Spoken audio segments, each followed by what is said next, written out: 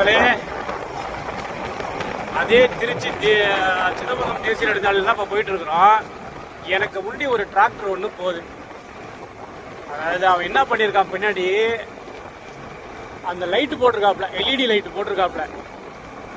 பைபாஸில் போகும்போது அவர் போகிற லைனுக்கு பின்னாடி நான் போயிட்டு இருக்கேன். இப்போ என் பார்வைக்கு எப்படி தெரியும்?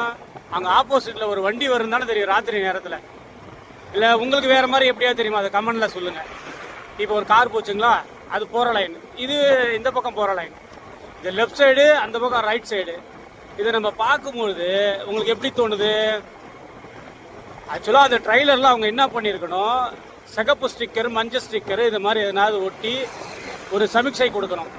என்னது, இந்த மாதிரி ஒரு ட்ரைலர் இருக்குது பின்னாடின்னு. அதுக்கு லைட்டு வைக்க சொன்னால், இந்த மாதிரி லைட்டு எல்இடி வச்சா கண்ணை கூசுகிற அளவுக்கு, ஏன் வண்டியிலேயே அந்தளவுக்கு லைட்டு கிடையாது, கண்ணை கூசுகிற அளவுக்கு அதில் லைட்டை வச்சு எப்படி ஒரு புது பிரச்சனை வருது பாருங்க.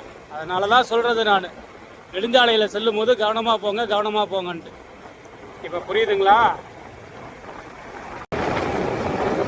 மக்களே? இதை நான் வந்து குறையா சொல்லலை. நான் என்ன சொல்கிறேன்னா, இவ்வளோ வெளிச்சம் வந்து வச்சா கண்ணை கூசும் ரோட்டில். இப்போ என்ன மாதிரி கண்ணாடி போட்டுட்டு வண்டி ஓட்டுறவங்கலாம் இருட்டில் ஒன்றுமே தெரியாது, எப்படி வருவாங்க, ரொம்ப சிரமப்படுவாங்க. அதனால் இவ்வளோ பவரான லைட்டெல்லாம் இது கட்டியிருக்கிறது ரொம்ப சந்தோஷம்தான். அவங்க வந்து ஒரு சேஃப்டிக்கு வச்சுருக்காங்க தான், சந்தோஷம்தான். ஆனால் இவ்வளோ பவராக வச்சா கண்டிப்பாக என்ன நினைப்பாங்க, ஏற்ற மாதிரி ஒரு வண்டி வருதுன்னு தான் நினைப்பாங்க. இதுவும் ஒரு ஆபத்தை விளைவிக்கக்கூடிய ஒரு செயல் தான். அதனால கவனமாக வாங்க மக்களே. இது மாதிரி செய்தியை தெரிஞ்சுக்கணுன்னா சேனலை சப்ஸ்கிரைப் பண்ணுங்கள். இன்ஸ்டாகிராம் பக்கத்தில் வந்தீங்கன்னாக்கா ஃபாலோ பண்ணுங்கள், மறந்துடாதீங்க. உங்களுடைய கருத்துக்களை தவறாமல் எங்களுக்கு சொல்லுங்கள்.